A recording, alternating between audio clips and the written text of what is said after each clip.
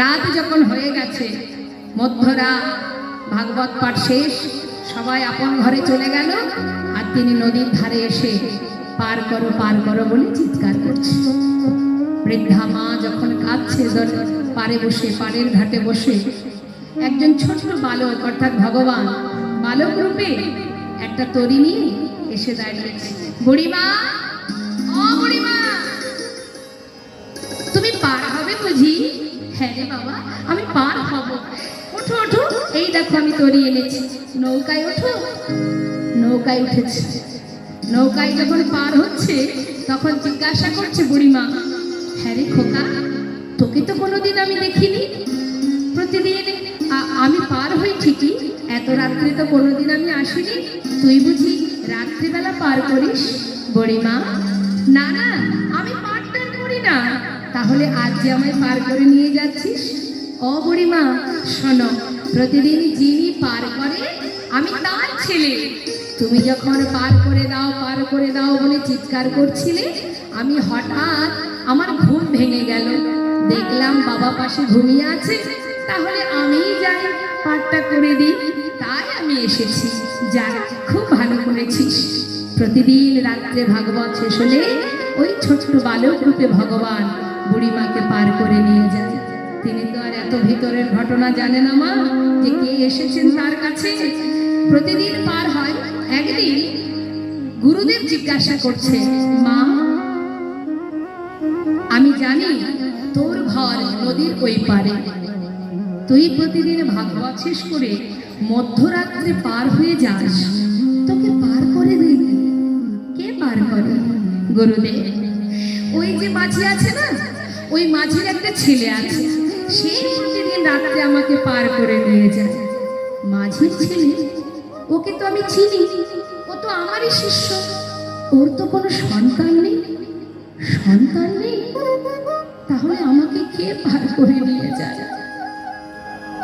আজ আমি তোর সঙ্গে যাব, আমি নিজে চোখে দেখতে চাই। বেশ, তাই হবে।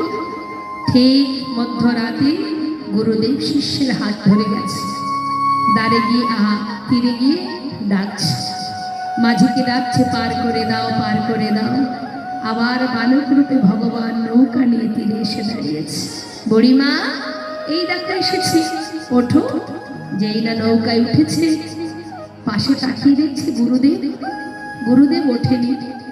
প্রভু ডাকছে, বলছে, বালক, ওই তীরে আমার গুরুদেব আছে, সে তো আমার নৌকায় ওঠেনি।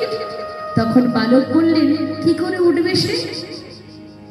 সে তো কোনোদিন এইভাবে ডাকেনি, সে তো উঠতে পারবে না। আমি তো তোমার ডাক শুনে এসেছি, সে কি করে সে তো ডাকেনি, সে কি করে পার হবে? তখন বুড়িমা বলছে, বালক, সে যে আমার গুরু, আমাকে আমার ঘরে যাবে সে, একবার তাকে পার করে দে, একবার তাকে পার করে দে।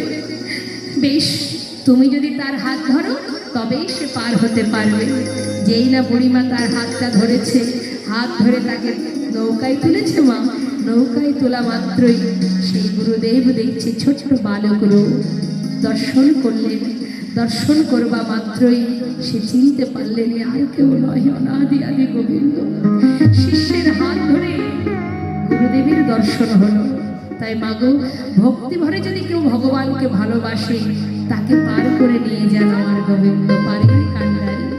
হ্যাঁ, তাই দেখুন আজ এই ব্যাপার। বুঝেছি। মুখের মধ্যে গোবর ভরা, তার মধ্যে মধু ঢুকছে, তার মানে কিছু গোবর কিছু মধু। আরে বাবা, দেখেছো কাণ্ড? আরে বন্ধু, মধু যদি পান করতে হয় তাহলে পরিষ্কার করে মুখ ধৌত করে তারপরে ফুলে বসে মধু পান করো, দেখবে তোমার ভালো লাগবে।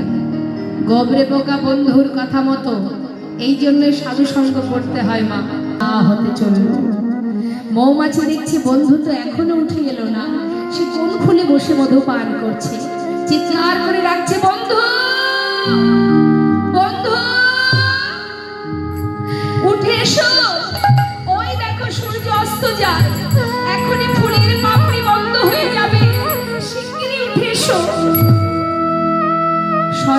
কোনো এক জায়গা থেকে চিৎকার করে বলে উঠলো, গোবরে পোকা এমন করে ডেকো না বন্ধু, মধু পান করতে দাও।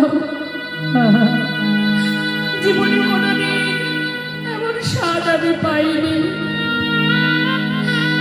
বারবার ডেকো না, আমাকে মধু আস্বাদন করতে দাও। মৌমাছি পাগলের ন্যায় সরোবরের চারিপাশে বন্ধু বন্ধু বন্ধু বলে ডাকছে, আর মৌমাছি বাহা গোবরে পোকা মধু পান করতে করতে মধুর নেশায় মোহিত হয়ে তার আর কোনো কিছুই কানে যাচ্ছে না। দেখতে দেখতে ফুলের পাপড়ি বন্ধ হয়ে গেল। সারা রাত মৌমাছি ওই সরোবরের তীরে একটা গাছের ডালে বসে এক দৃষ্টিতে সরোবরের দিকে চেয়ে আছে, কোথায় আছে আমার বন্ধু? একই হলো, মধু পান করতে নিয়ে এসে তবে কি বন্ধু চিরতরে হারিয়ে গেল। দূর থেকে সরোবরের দিকে চেয়ে আছে, কোথায় আছে বন্ধু, কোথায় আছে? সারা রাত অপেক্ষা করবার পর ভোর হতে না হতে মৌমাছি দেখছে একজন বৈষ্ণব ফুলের সাজি নিয়ে সরোবরে এসেছে ফুল তুলবার জন্য। সরোবরের ধারে এসে সমস্ত ফুলগুলো যখন তুলে নিল, মৌমাছি দূর থেকে তাকিয়ে সেই ফুলের সাজিতে ফুলগুলো দেখে কাঁদে আর বলে, বন্ধু জানি না বন্ধু আজ তোমার কোথায় গতি হবে। আজ যে বৈষ্ণব তোমাকে ফুলের সাজি করে নিয়ে যাচ্ছে, আজ যে তুমি সৌভাগ্যবান, না জানি তোমার ভাগ্যে আরো কি আছে। বৈষ্ণবের পাছু পাছু যাচ্ছে মৌমাছি, সে দেখতে চায় তার বন্ধুর কোথায় গতি হয়। সেই বৈষ্ণব ঘরে গিয়ে রাধা গোবিন্দের চরণ তলে সেই ফুলগুলো গোবিন্দায় নম বলে নিবেদন করিল। মন্দিরের বাইরে গাছের ডালে মৌমাছি গোবিন্দের ডানা চরণ তলে চেয়ে চেয়ে কাঁদে আর বলে, বন্ধু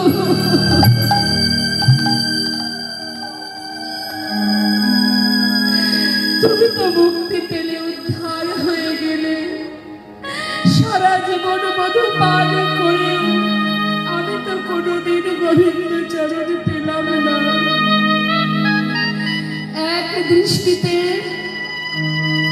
মন্দিরের বাইরে গাছের ডালে সারা রাত ওই মন্দিরে ভগবানের চরণের পানে নয়ন দিয়ে সারা রাত্রি মৌমাছির কেটে গেল। পরের দিন সকালবেলা সেই বৈষ্ণব ফুলগুলো গোবিন্দের চরণ থেকে নিয়ে গঙ্গার জলে ভাসিয়ে দিল। মৌমাছি দূর থেকে দেখে কাঁদে আর বলে, বন্ধু বৈষ্ণবের চরণ পেলে, তার স্পর্শ পেলে, ভগবানের চরণে সেবায় লাগলে অবশেষে গঙ্গার জলে তুমি নিজেকে